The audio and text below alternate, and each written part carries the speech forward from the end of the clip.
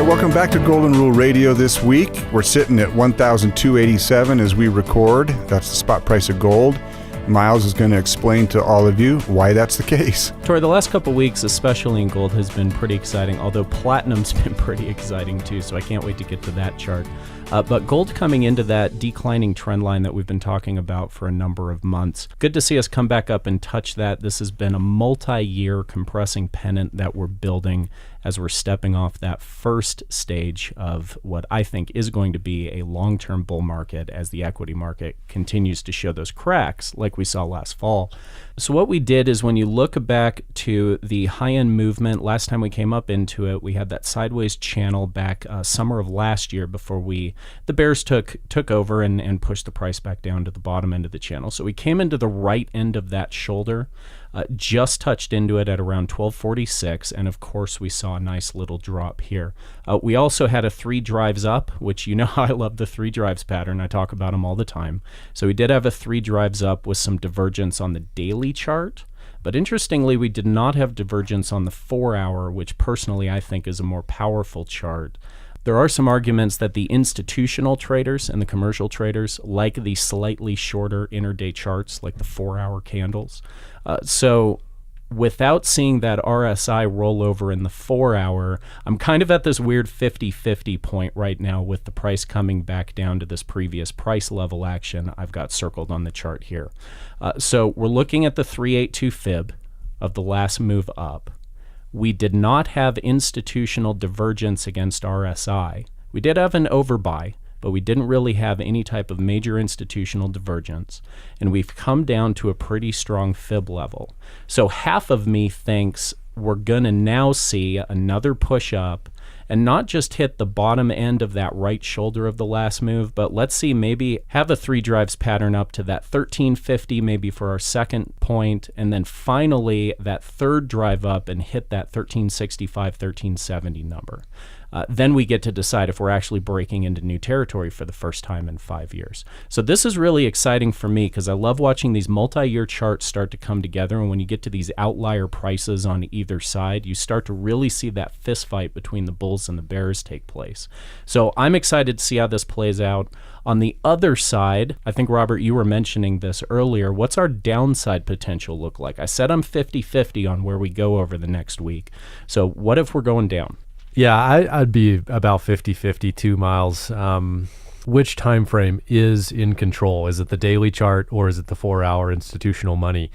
We will see which is in control. And that's a good point about the 4-hour chart not showing divergence, because on the daily chart, I mean, when we pointed out divergence in the last few weeks, that downward movement in the price has been realized. This is the pullback we've been talking about. So sitting here around 1280.85, I could make a pretty strong case that this would turn here and go higher. I can also say you could pull back on what you're asking me is, do we go lower? And if we do, where do we go? I think you come back down to the next fib level, which would be around 1240, 1250 range. That's kind of where we broke out and rose with gold up. So we will see. But we've seen this pullback that we've been waiting for into the high 1200s. Does it give us a little bit more to the downside? I hope so. But once we move back above 1300, we're headed higher. You're not going to see $1,200 gold again or anywhere near it. It's just like what we've been doing for the last 3.5 years, stair-stepping higher. This is that step backwards. Is the step going to come down a little bit more? We'll see. If we do see this step backwards a little bit farther, take advantage of it. Well, I'm going to put you both on the spot here. I mean, as a brokerage firm, we make a two-way market. So we're buying and we're selling, from the client to the client. And since you're both 50-50, what's the strategy here for the investor looking to either add or reduce ounces in the short term? All right. Are you looking at a cost average in or out here? Are you saying, you guys have said on this show, 1285 is a great target point. Why would we not be recommending to the investor that you add a little bit here and you add a little bit more at 1245? Does that sound right? I wouldn't wait I wouldn't wait on 1240, 1250 because it could be such a quick move down to there to complete some of the orders that might be pending that you may not even have the opportunity to do that at those numbers. So I wouldn't wait. I think that we're headed higher no matter what. So buying at 1285 is a done deal in my mind. Okay, when will you know, though, that we are clearly going to break out to the upside? What's going to be that figure to where you don't let it get away from them on a cost averaging in basis? Yeah, I would set a parameter. If you are thinking, okay, maybe I do take the chance of it going lower, which it easily could. So moving past that, you easily could.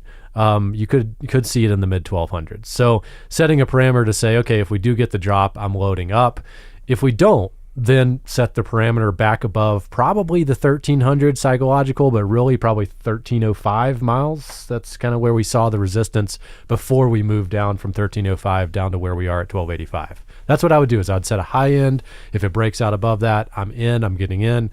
If we see the drop, obviously, but I don't think you're going to hurt yourself buying today at 1285. Well, and in the short term, and I know we do a weekly show, so we have to talk about the short term, but realistically, I'm buying gold till we're at 1400. Right.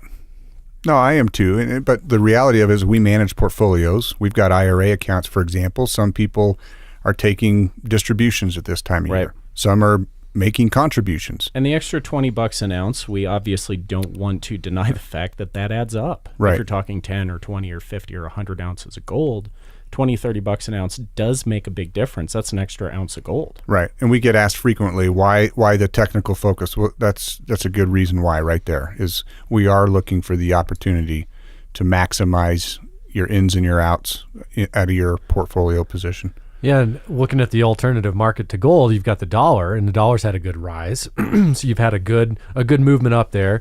And what do we have? We have a president who wants a weaker dollar. So, add on to him wanting a weaker dollar, you've got the rest of the world that's been making motions to get away from having to use the dollar. Even the Europeans, our supposed friends, are doing that. So you've got this prime opportunity. It's ripe for the picking. Well, and that's why we focus a lot on ratios. Look at what silver's done here in this period of time as gold's dropped. Silver has dropped disproportionately. That ratio is back up to 85 to 1.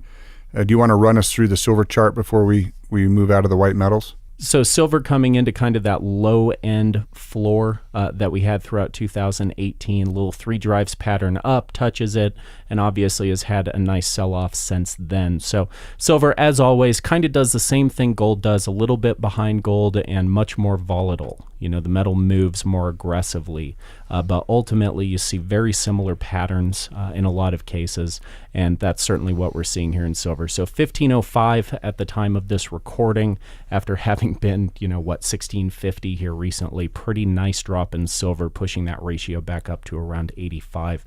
When the swing happens, and I think the swing happens when we see those 1375, 1400 numbers on gold.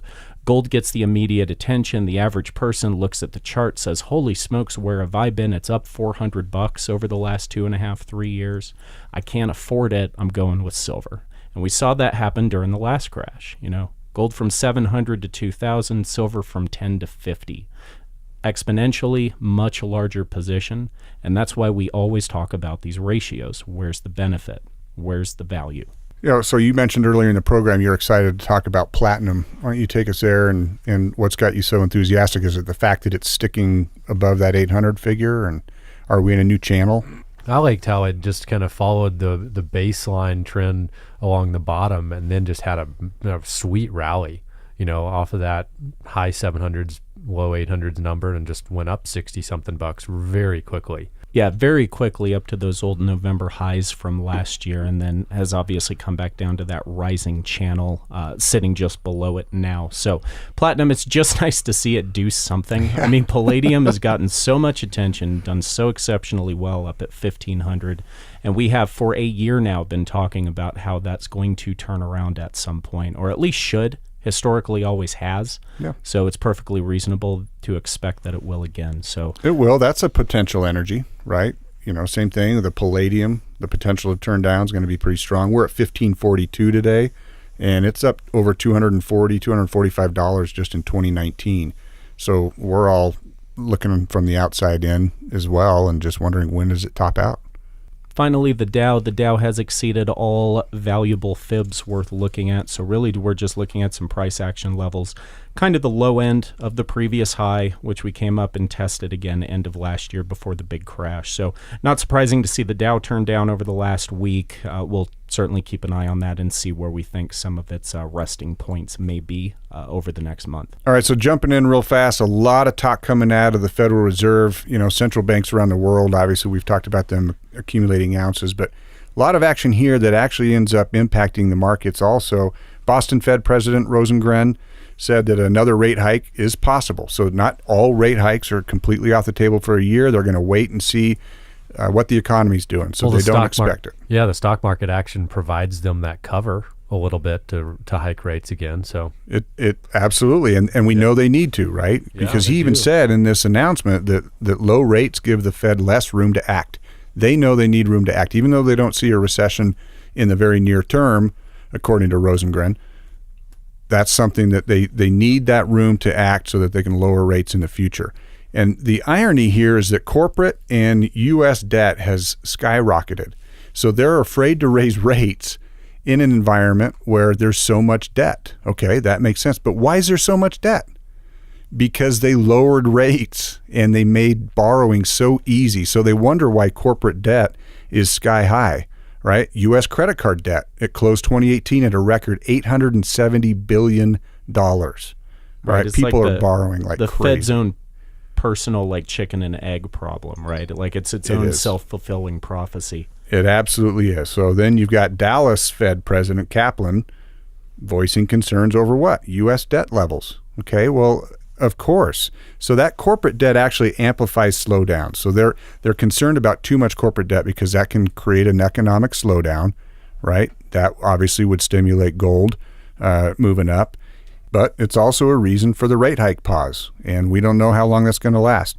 Moderating future debt can also create a headwind for the economy. So if you're talking about these signs and what are they seeing that they're nervous about the economy over, all right, that is the future debt, the current debt. More U.S. debt means less capacity for investment, and higher debt means the U.S. economy and the Fed are more interest rate sensitive. So they really get stuck in this game of manipulating interest rates, trying to drive credit expansion, trying to rein in debt at the same time.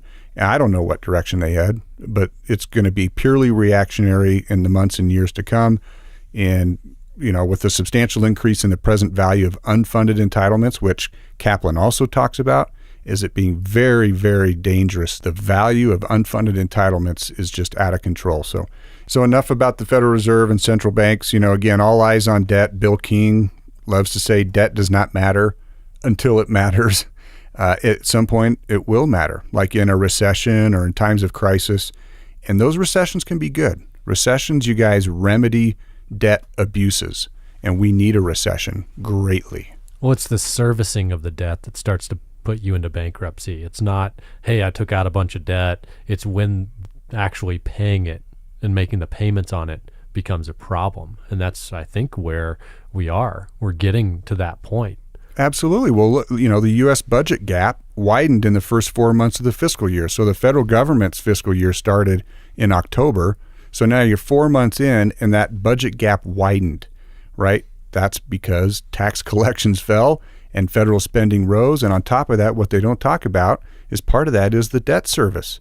Less money coming in, more going out. How does that work for your household budget? That's it for Golden Rule Radio this week. We thank you for tuning in. As always, if you like what you heard, hit the subscribe button, ring the bell, head on over to our website, McIlvaney.com, Facebook, McIlvaney Financial, Twitter, @ICA Gold, or give us a call anytime at 800-525-9556. Thanks for listening. Have a great week.